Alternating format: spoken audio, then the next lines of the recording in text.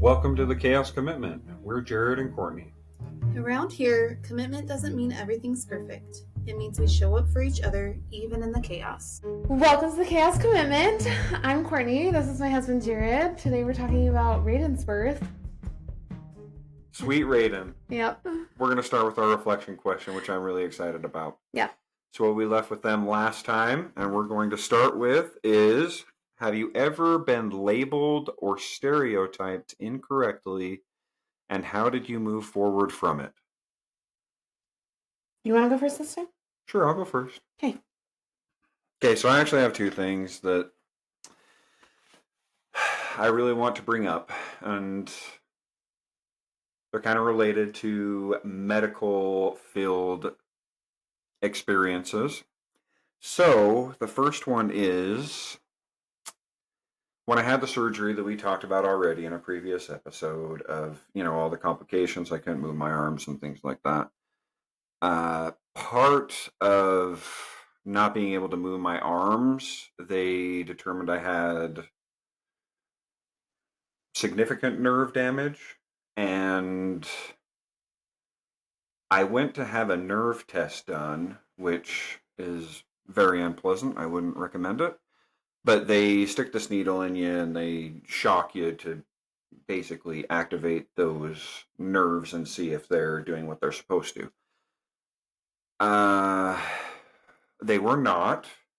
And the doctor was talking to my mom and I. What I remember is she kind of kept pressing him like, okay, so what's going on? And it seemed like he wasn't giving much. And then he finally said, it seems like there's an underlying issue of a lack of activity over several years, which couldn't be less true. I was very active. I played a sport every season of the year and multiple sports at that time. And I was actually in pretty good physical shape. So my mom was livid. And maybe that made me more determined to overcome some of those things. But I really went all in on like the physical therapy and everything to get better from that. Is a long process, but I got through it. I'm normal today. I still have some lingering nerve issues, but nothing that is like debilitating. Yeah. And then the second is referring to when I got burned. I was burned pretty deep, and all the doctors and the people that were in the burn unit where we are, which is highly praised, actually. They told me several times, you're probably going to need skin grafts. We'll reevaluate next time we see you in a week or two. And I went back in, and everybody was very impressed. And the phrase I kept hearing over and over was, you're a great healer. Almost as if it was out of my control, like it was a genetic thing, which there is a little bit of genetics that can play a part in that. Mm-hmm. But there's a lot more going on there, which is my age. I was 21. My physical health was fantastic. When you get burned, there's a lot of work that goes into that. So I had like dressings everywhere I was burned, and we had to change those out twice a day and clean those areas. It's not pleasant, but if you want to heal properly, it must be done. The other part of that was physical. It's not like I was meeting with a physical therapist because I didn't have like a debilitating thing. It was more a matter of the neck, I'm convinced, is a very bad place to be burned. Mm-hmm.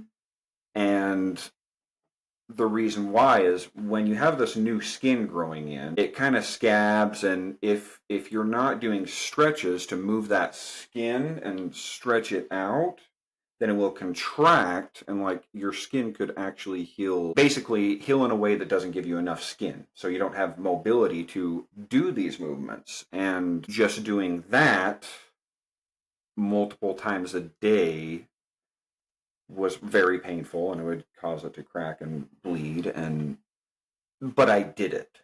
Mm-hmm. So I was in a great place in my physical health and my age, and I also put in the work to be a good healer. It wasn't, you're magically a good healer, you're just the lucky one. Mm-hmm. Anytime we hear you are lucky, sure, there is instances of there's some luck there, but more often than not, it's they don't understand the situation of the work that was put Mm-hmm. in to have you appear lucky. Yeah. Yeah, I like that. Thanks for sharing that. I've gone on for too long. You go ahead. My turn?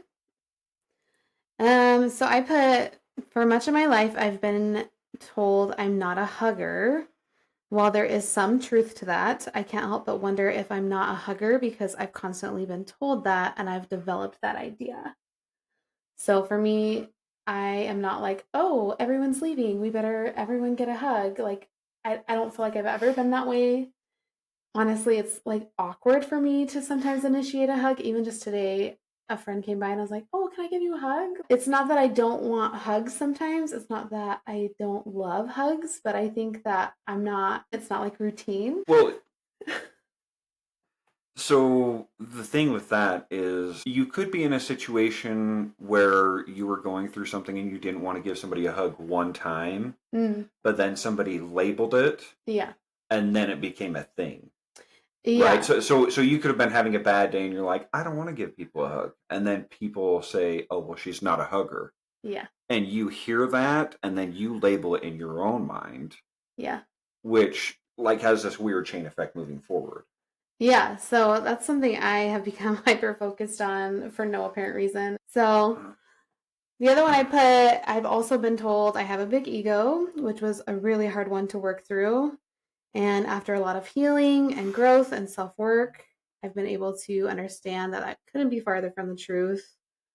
There is a lot of power in knowing your value, but that doesn't mean that you have an ego. And that's another one that I had to kind of really internalize and self-reflect, like, oh, I have so much work to do on myself. I have so much that I can improve on. And self-work is always important and should be prioritized. But we also have to be cautious in the way that people present that information to us and if they're actually right about that information before we internalize that, I guess.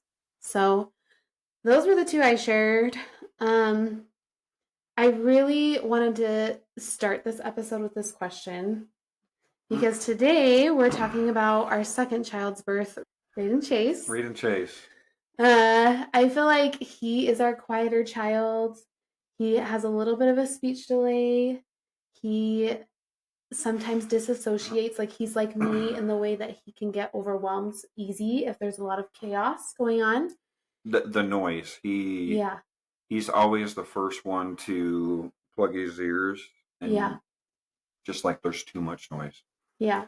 And so I feel like we hear a lot that, oh, he's your shy one. Oh, he's so quiet. Oh, he really came out of his shell and was talking so much today. And with any of our kids, not just Rayden's, I feel like we have to be cautious in the way that we label our kids because the way we talk about our kids becomes their inner voice, becomes the way that they see themselves. And so focusing on the positive things that we see in them, focusing on the positive things that we want them to see in themselves and work towards and work on, focusing on that versus these negative labels. I guess they're not always negative, but just being more mindful on how we label each other and how specifically we label our kids, because I do feel like it becomes their inner voice. So what some people would say or would label Raiden as shy over is something I think is a bit of his superpower. Because one thing I continually notice with Raiden is when something happens, you can see he's processing and he's thinking, how do I feel about this? Which is what most people should learn to do rather than have the quick reaction, right? Yeah. Because usually the quick reaction is not the best one. Yeah, I think he is a great example to us on being slow to speak and being able to think about what's going on. And he's ahead of his game in that way. And so I love that you phrased it that way. And that's, I think, the point we wanted to make with this question is it's okay to label our kids sometimes. It's okay to be aware of where they're struggling or we need to help them, or the way that we like see them, but it's incredibly important to be cautious with our words, I guess, and with our ideas about our kids. So, Yeah, so there's a couple things I want to point out really quick. yeah. I hope our audience is taking time to really think about these questions and answer. We give it as the ending of an episode, but then we come back to it at the start of the next episode. Mm-hmm. And I like that we do that because it really gives us time to think about it. We even went on a walk tonight, and I even told you, I don't know if I have an experience. Yeah. But as I kept thinking about it, I was like, okay, I'm thinking of like 4 or 5 I could pull from now. So it's good to really put some thought into that and then engage in that conversation with your partner or whoever you're doing this with. Yeah. The other thing I wanted to talk about is those labels. As we mentioned, like, it could be that one time you were labeled, oh, she's not a hugger, or just because one time you didn't feel like giving a hug, right? Mm-hmm. What I want to say is even I have labeled Rayden as shy around other people. Mm-hmm. When we were teaching in church, we had a girl in our class. I was just really impressed with her. She was just the sweetest girl in the class, right? Like she was very aware of other people and other people's needs, and I was just so impressed by the way she handled herself. And her parents are great friends of ours now. And I remember I brought it up to them like, she is so sweet and caring. Like, I'm so impressed with her. And their reaction was, uh, who are you talking about? Mm-hmm. So, one, I told her, like, you are Mm-hmm. so caring to the people around you. And every time she sees us now, she's like, yeah, I am caring, Yeah. know? Mm-hmm. And she portrays that. Yeah. And she's just phenomenal around our younger kids. And I think seeing that and her parents' reaction made me think of things in my life. And one of those things is, I mean, I've carried this with me my whole life, kind of subtly in the back of my mind. And my parents probably don't even remember this, but both my parents, I remember I got like, what was it, like all A's and 1 A- on my report card. And I got gradually better over my early education years. But this was like the first time I'd done this, and I was really impressed with myself. And I was so happy to show my parents. And I showed my mom and my dad, and they both kind of had the same reaction like, oh, that's good. Oh, but your brother, wow, straight A's. Like, so impressive. Again, this probably wasn't their intention, but what Yeah. I took from that was you will never be as smart as your brother. Mm-hmm. So the message we send to children, especially your own children, whether it's those direct words or even if it's unintentional, Mm-hmm. they will believe what you tell them they are. Mm-hmm. Or if they're Yeah. compared to somebody, they will believe they're always second best. Yeah. I like that you said it's important to be very aware of the things you're using to label your child. I think it is awesome to recognize their strengths. Is it okay to mention their weaknesses in the right conversation? Yeah, I think absolutely it's important for all of us to be able to acknowledge our weakness. It's also okay to acknowledge there is nothing wrong with you because you're struggling with this. There is nothing wrong with you because you are this way. And like even my example of someone like putting on me like you have a really big ego. Okay, maybe so there was some truth to that. I really internalized that. I became more self-aware. I checked myself often. And I don't think there's anything wrong with that when we're on our path of personal growth. But there was also nothing wrong with me, even if that were true, even if that were the case. And I had enough humility to go through that healing process and go through that self work to one, work to not be that way, and also realize there was way more to it than she has a really big ego. Like there was way more going on than that. Yes. And so I do think it's important that we're able to comfortably talk to our kids about where they need growth, help them with their struggles, as long as we're acknowledging, like you said, that there's so much positive about them, there's so much good in them, and that's not to be diminished or unrecognized. And also, it's normal for us to need work. Like me as a parent, I need work. Me as a wife, I need work. Me as a friend, as a person, I I continually will be on this path of personal discovery and personal self work. Yeah, that's very important. Is I think we all need to recognize where we need to grow, Mm-hmm. but the important takeaway is your children will believe they are who you tell them they are. Yeah. So it's good to have caution with how you label them. Yeah. Yeah. And by the way, I had a front row seat to that whole ego thing, and I'm very impressed with the way you handled that. Thank you. I've seen you grow so much from that. Thank you. Even if it wasn't exactly true, there might have been some projection there. There was a lot of things going on, but Yeah. I'm just so impressed with the way you handled that and you grew from it. Thank you.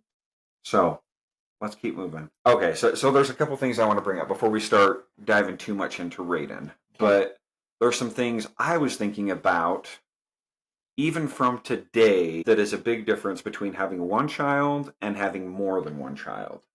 So I remember when we lived at your grandparents' house, and on days you wouldn't work, it was both of us a lot of the time were just fully attentive to Stryker, and there was not much else going on. Mm-hmm.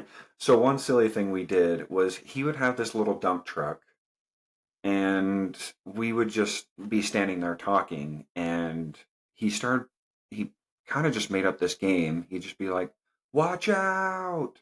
And he just push this dump truck, and we'd get out of the way, and then we'd come back and we'd start talking, and then he'd just keep doing it. Mm-hmm. And it became this game that we played somewhat often. It's very difficult to recreate something like that when you have multiple children. Yeah. Is what I'm trying to say.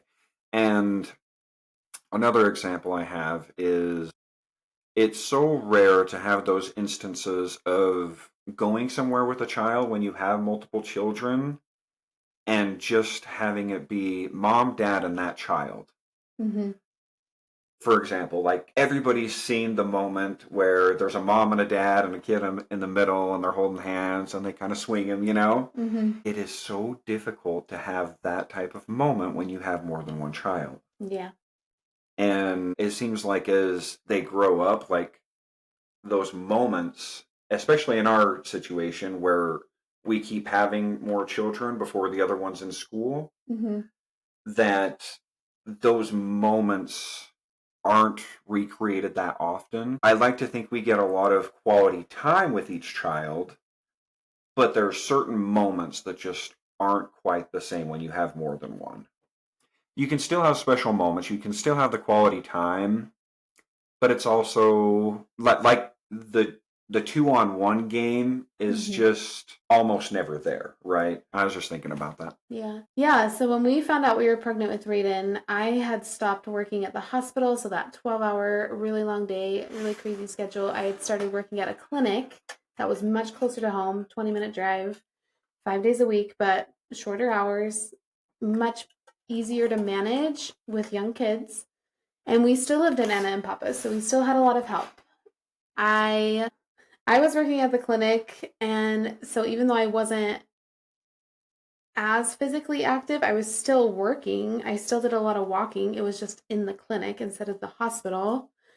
And I wasn't very sick with his pregnancy, which was a blessing. So I wasn't very sick with Raiden, and we had some really big trials that happened while we were pregnant with Raiden. I think I was, eight months pregnant, 7 months pregnant when your dad got really, really sick. And so we ended up driving him to the hospital, and from the hospital went to a care unit where he ended up passing away. We had a lot going on at that time. That was just so stressful.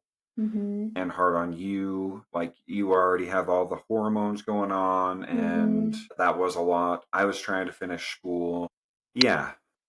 Yeah, I would say it was a really stressful period. And when we finally came to the realization, oh, your dad's not going to be discharged. This is his resting place. We need to take care of his affairs. We need to take care of his home. We kind of went into this like panic of like, we got to hurry and do this because we're about to have a baby. And once we have our baby, we know we're not going to be able to tackle any of this. And so it was a very, very busy season. And one thing I just want to say, oh my gosh, hormones again, is like, I am so grateful for your dad. I'm so grateful that we got to share Stryker with him because he loved Stryker so much. And he would have loved Raiden so much. All of our kids. He would have loved so much. That was one thing that he cared so deeply about was his grandkids. And so it was so difficult for us to accept that he was so close to meeting another one of our babies and he wasn't going to get that opportunity, and you don't get to have that opportunity with your dad. And I mean, we miss him terribly, and we continually will be missing him because he was just so incredible to our young growing family. I hesitate to share this. For some reason, it was like, I don't know, a couple weeks, a month before we took him to the hospital. And I told you, I said, Stryker's going to be the only grandkid my dad meets. Mm. I don't know why, but I just had this strong impression. And then it happened, you know? Yeah. And even when we took him to the hospital, I don't think any of us went into that thinking this is it. And the doctor seemed very optimistic, and it seemed like things were on the right track and he was going to come out okay, right? Yeah. And sure enough, that's what happened. Mm-hmm. And I don't know why I had that very distinct feeling. Yeah. Do you remember that? Mm-hmm. Okay. Yeah. So, needless to say, it was a very busy end of pregnancy. I wasn't being as healthy as I needed to be. We were driving into Salt Lake basically every night after I got off work. We would leave Stryker with my parents or my grandparents, and we'd go in to sit with your dad. And we'd eat out every we'd eat day. out. We'd get a soda at the like soda shop right there. So I felt like I wasn't being as healthy as I needed to be. And I kept telling my doctor, like, seems like I'm gaining too much weight. Seems like I'm gaining too much weight. Like, I gained probably like 30 pounds with Stryker. By the end of my pregnancy with Rayden, I had gained like 50. And that was the most I've gained with any of our pregnancies. And they kind of kept like, maybe they didn't want to hurt my feelings, but I feel like they kept just being like, some people gain a lot more in pregnancy. Like, don't try to focus on it. Just try to keep being healthy and being active. And I also worked in that clinic building, so like I knew some of the nurses and doctors there, and so I do think part of it is they just didn't want to hurt my feelings. But it wasn't helpful to me. So like at the very end of our pregnancy, your dad had passed away, and I was still like adamant, like I feel like I'm gaining too much weight. I was starting to have like a lot of chest pain, a lot of anxiety with work because of different things that were happening in the clinic. They finally sent me for some tests to make sure my heart was okay, which it was, and had me do a third trimester ultrasound. At that third trimester ultrasound, they told us he was in like the 86th percentile, something like that. Do you remember? Yeah. Pretty high. So she saw me in the cafeteria. She said, we're probably going to want to schedule an induction. He's already in the 86th percentile. I said, okay, that sounds great, because we'd already done it once. With Stryker. We thought, hey, this is all right. We walk in with a date in mind, and we just go get it done. Yeah. So what we've learned since is that those third trimester ultrasounds are rarely ever accurate. And if your doctor already has the assumption that your baby is big, you're actually at a much higher risk for certain complications that we're going to get into. But we ended up being scheduled for an induction at 39 weeks. I remember we packed up the next morning and I sat on Stryker's bed. It was like 5 o'clock in the morning. And I was just like so sad. And you came in and you're like, what are you doing? And I was like, what if I don't get to ever see him awake again? Like, what if something happens to me and I don't come home? And you were like, well, that's not happening. So like, let's put those fears aside and let's go have a baby. This is going to be amazing. Like, you know, and I was just like, so overwhelmed. I feel like I think that way with each child that I've brought in to this world of like, what if I don't make it? What if something happens to me and I leave all these children? And what if I haven't loved them enough? Or like, what if they don't remember their mom enough? And so it's a fear I have to like push out of my brain. But yeah, we went in for our 39-week induction. So getting to the hospital, they wanted to check my cervix, even though I was barely dilated. They had a nursing student there at this time. I still was in that headspace of, oh, advanced cause of medicine, let the students check, let the students practice, or like somebody's got to do it, you know? And so I let the nurse student check my cervix. And then, of course, the nurse herself had to check. By the way, cervical checks are almost more painful sometimes than the birth itself, in my opinion. Maybe I'm dramatic, but I think there's many women that out there that would agree. And so when the nurse checked, she was like, I can tell the dilation. I can't tell, I think it was the station or effacement. I think it was effacement. And so she had another nurse come in and check within 15 minutes of each other. Oh, it was a couple minutes. Yeah. With this experience, we didn't know that much still, but this was the first time I saw you really kind of interject and be like, she doesn't need to do this again. Like, she doesn't need to go through this again. Do you remember that? Yeah. Well, it was the second one. After the second one, then the other nurse, she's like, oh, yeah, I can't really tell. Like, maybe we're going to have to get the doctor in here and check, or someone else. Mm-hmm. And I was like, okay, like, this is excessive. Why are we doing this? Yeah. And yeah, I'll let you tell. Yeah, so when the second nurse came in and she insisted that we check, and you were like, why does this need to be done right now? It's really painful for her. She's already had it done twice and no one's been able to tell us what you guys can't feel. So can we just wait for the doctor at this point?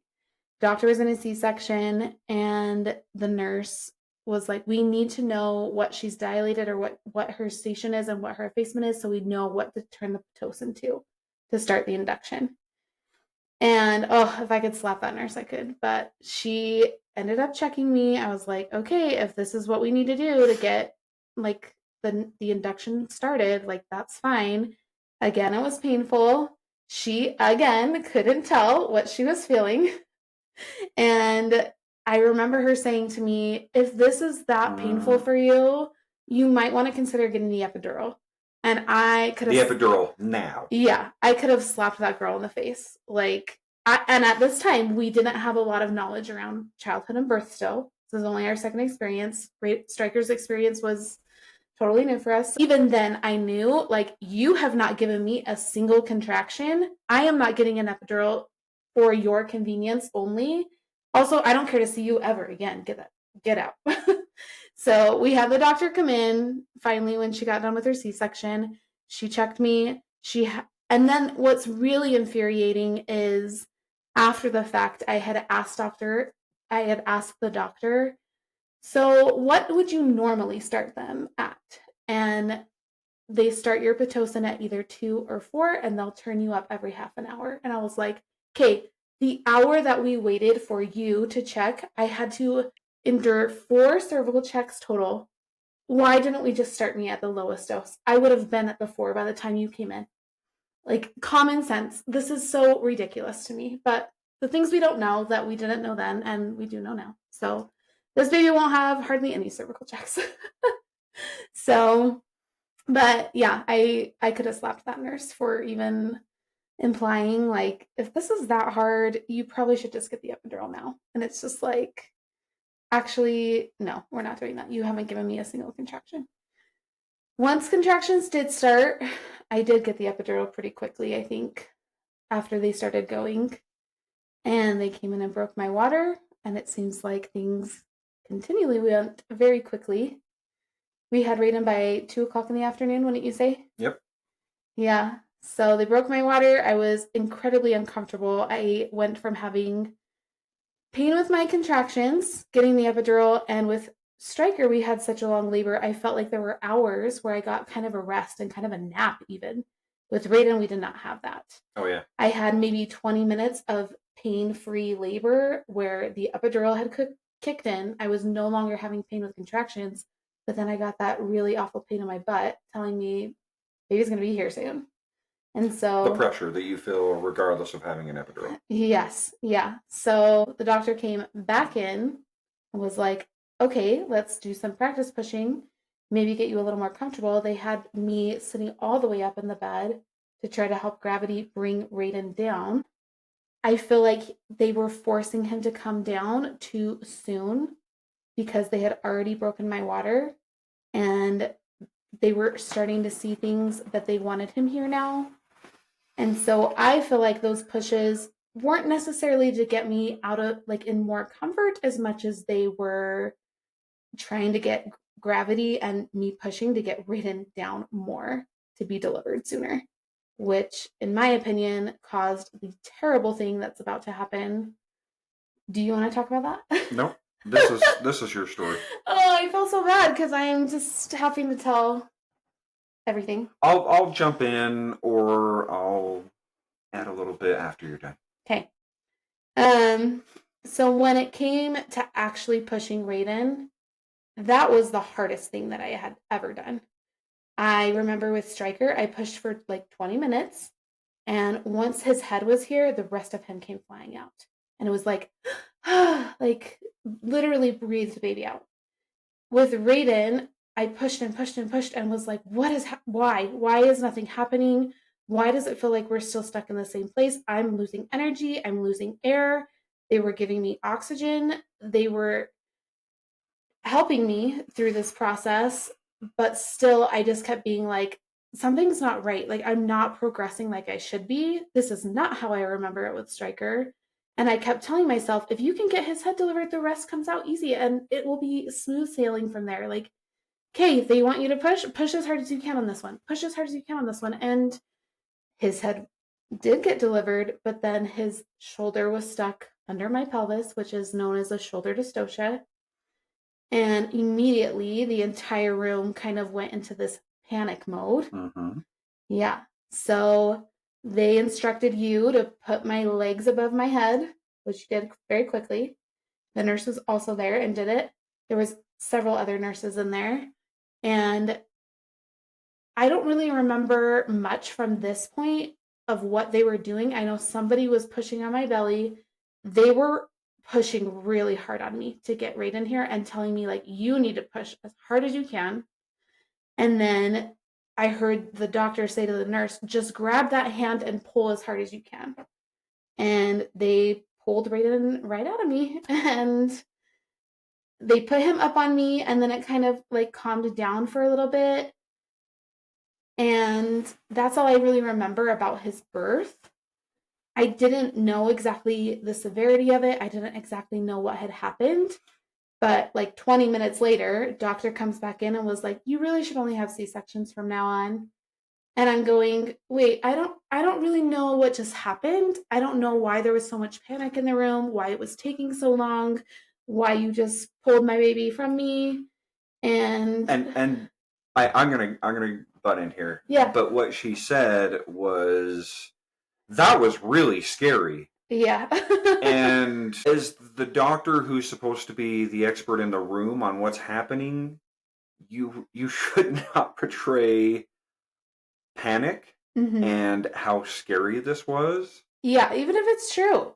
Like, and especially when you're coming back in and you had fear and were scared, that you then project that on your patient. Yeah. Like, it was mishandled. What I want to say is, if she would have been calm in that situation and explained what happened there, rather than saying, I know you want to have more kids, you need to have C-sections. That whole thing would have been handled different. Yeah. And fortunately, you were very against having C-sections, and you said, no, we're not going to talk about this.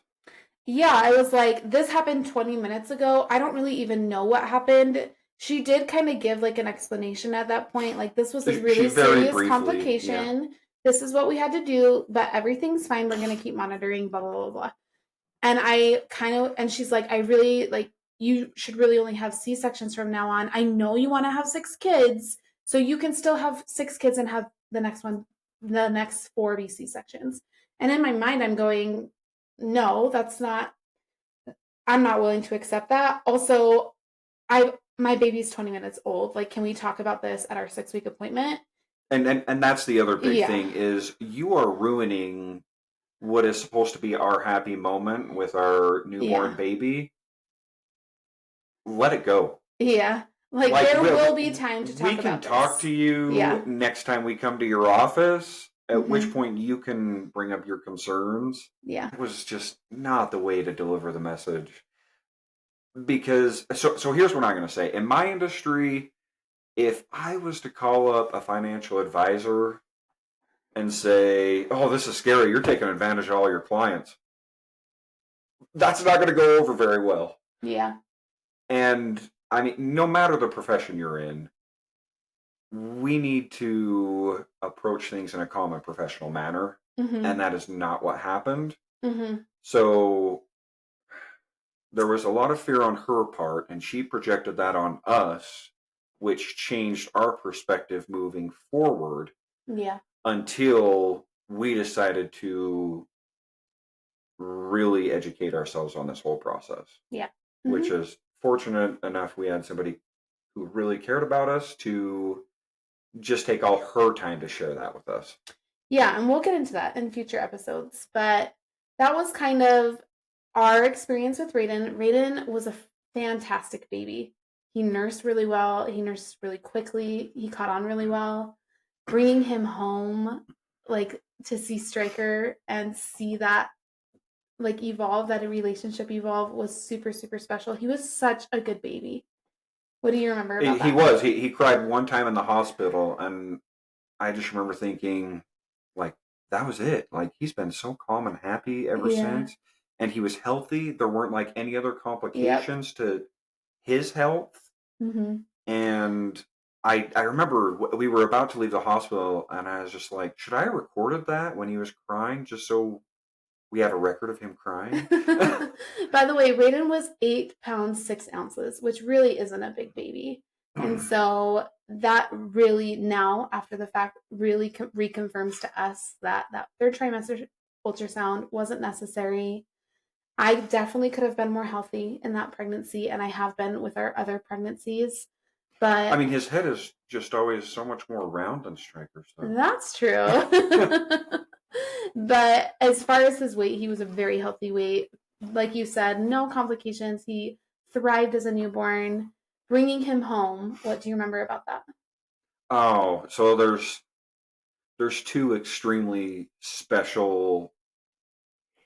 Okay, I'm going to say 3 extremely special moments in having a baby. There's 1, acknowledgement with your partner.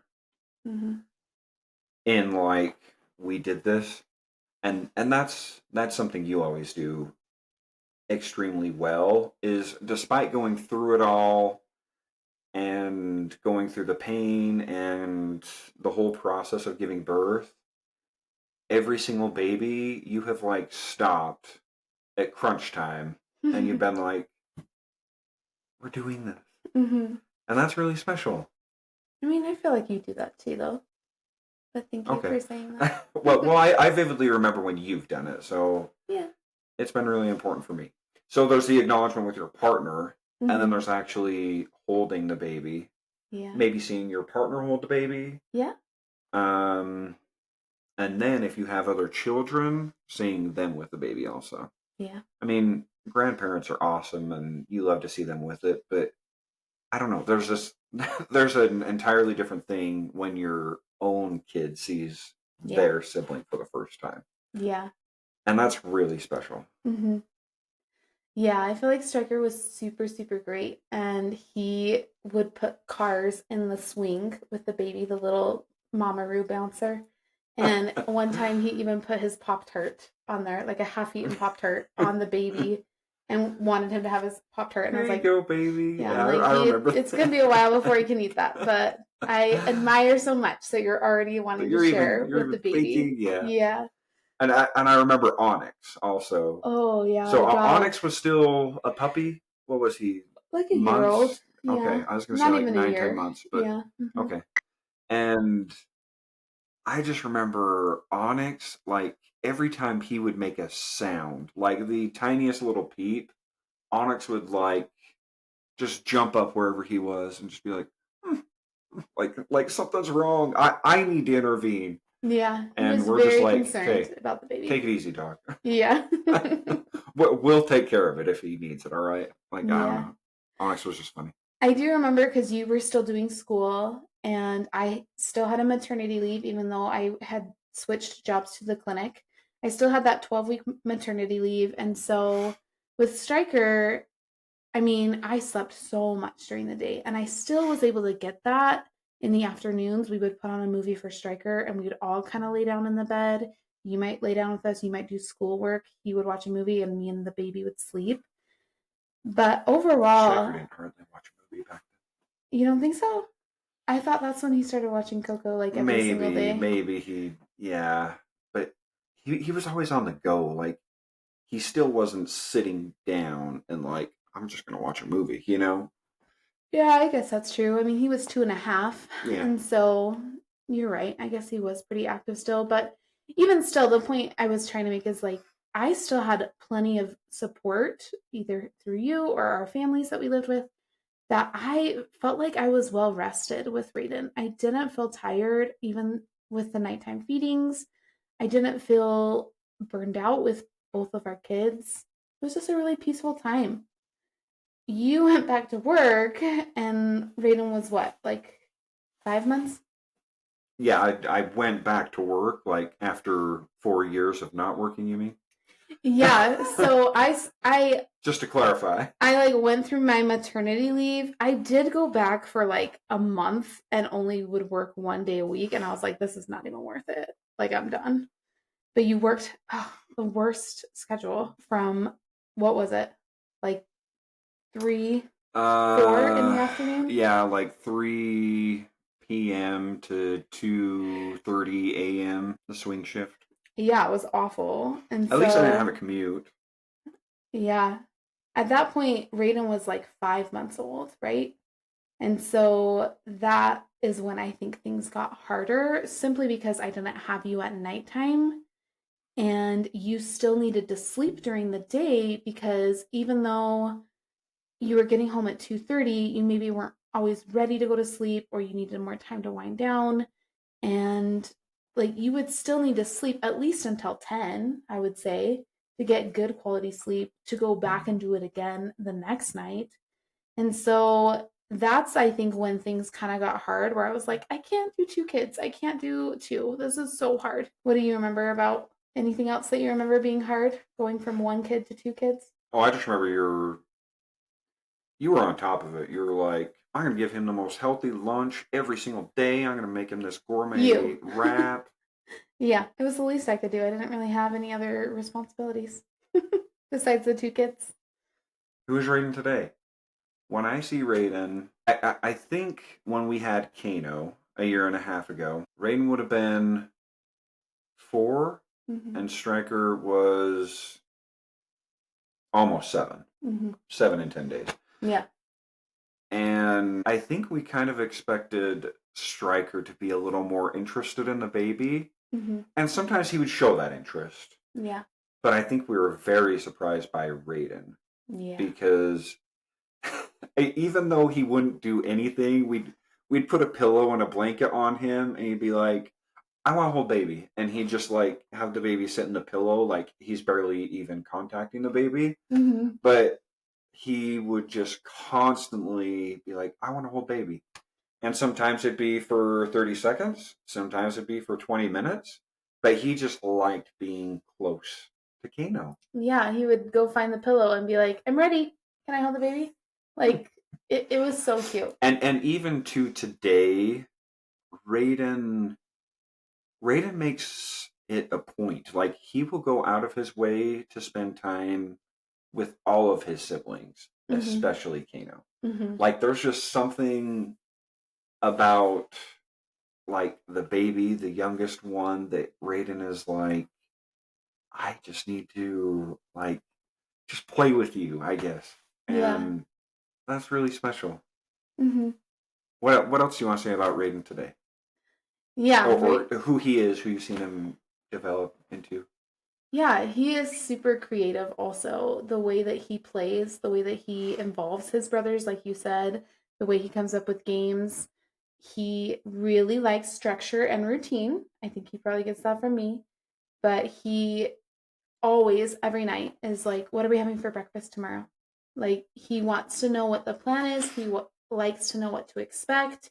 He wants to know, what's coming so he can kind of prepare. He is super on it when it comes to like morning chores, morning routine, nighttime routine, getting your teeth brushed, getting ready for bed. He knows what to do and he's just on it. He doesn't always need to be asked. Um, because he just likes to accomplish those things. And I think that, like we kind of said, he can lean into his shy side a little bit. He can be a little bit like slower to speak, but I don't see that as a bad thing at all. But I think he takes a lot of pride in his accomplishments. Yes. And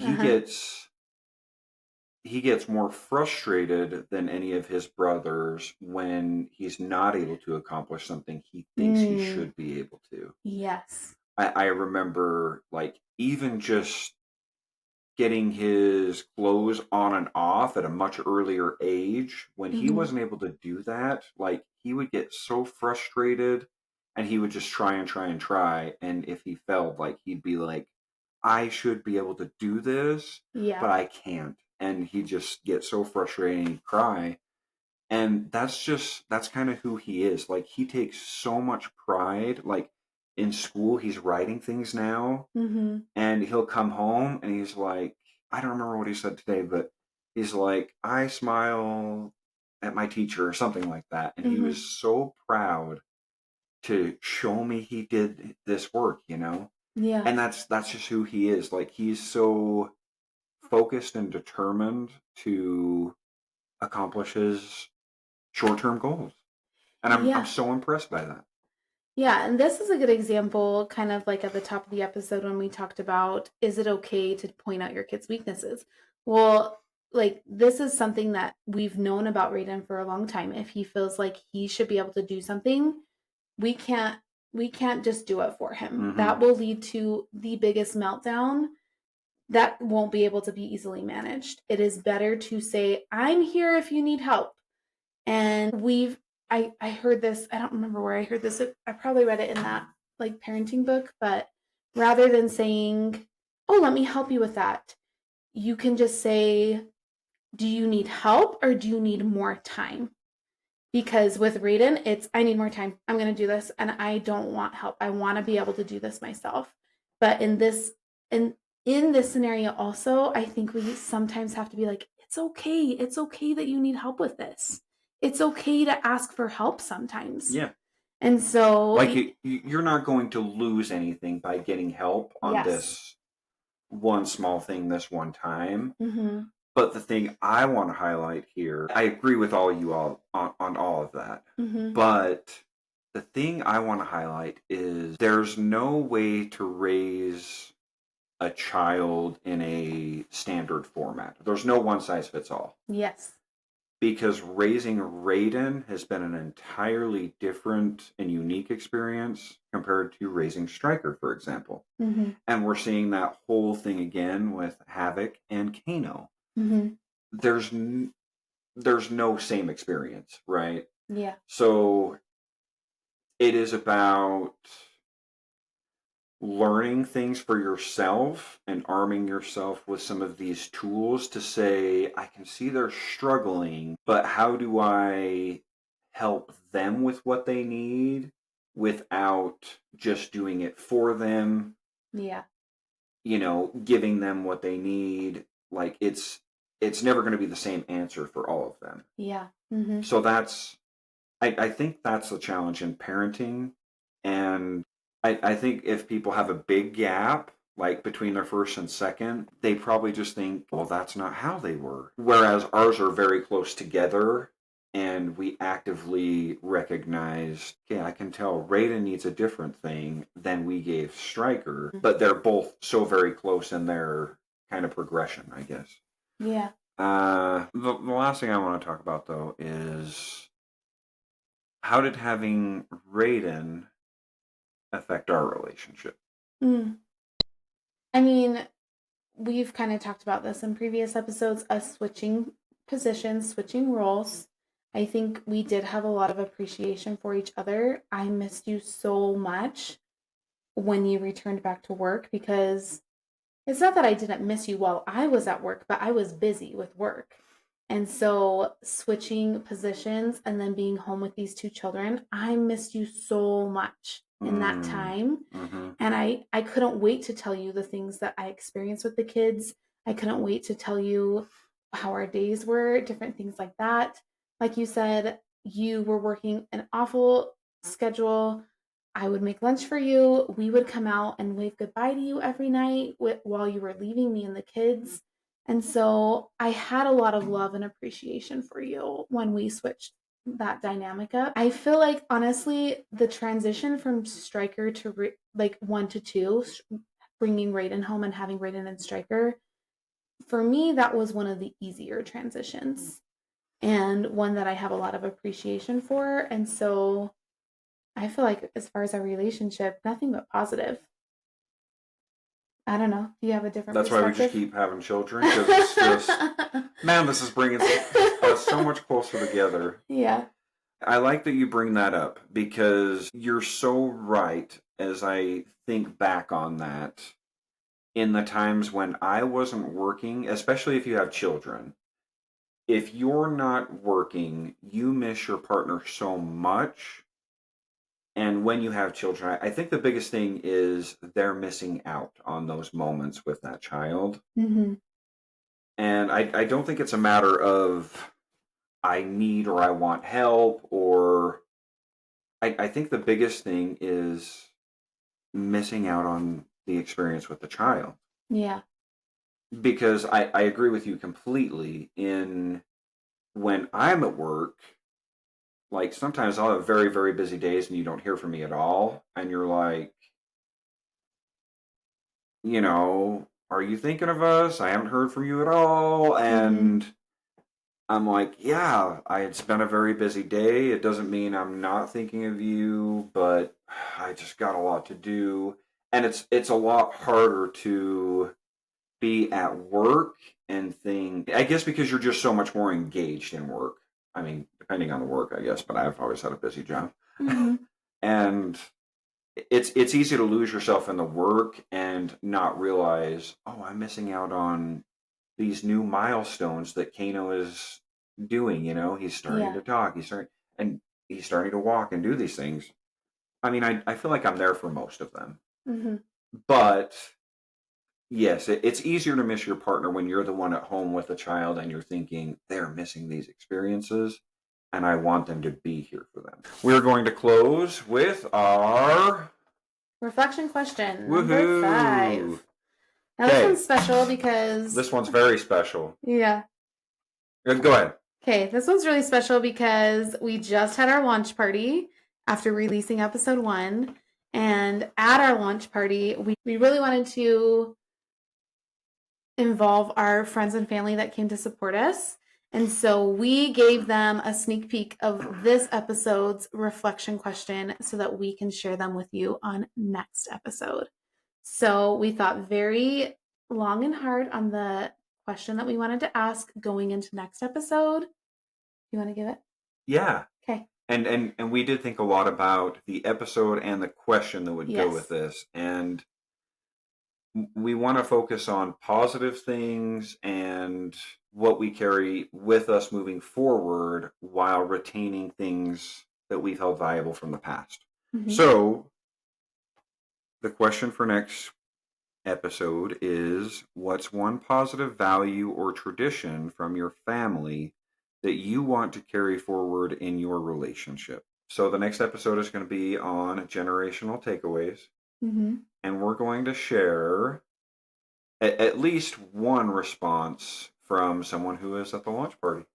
Yeah, so we are going to have a lot of fun with that. As we move forward, we're excited to implement more of our audience's comments and feedback, and something to look forward to. Yeah. Thanks for joining us tonight. It's been fun. It has. And we'll talk to you guys again soon. Yep. This has been the Chaos Commitment. Thanks for embracing the mess with us. If you laughed, learned, or felt a little less alone, share this with a friend who gets it. Until next time, keep choosing each other through the chaos.